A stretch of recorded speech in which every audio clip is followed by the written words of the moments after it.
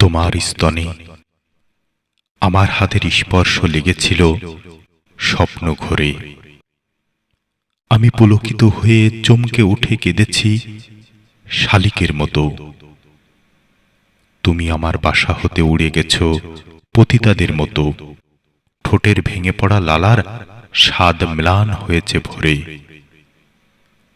তোমার জনাঙ্গের প্রথম গুপ্ত ক্ষত আমার দ্বারা সৃষ্ট। কোনোদিন মুছবে না তা, তবুও অর্থের লোভে চলে গেছ ঢাকা শহরের সারি সারি মানুষের ঘটে যাওয়া অদৃষ্ট।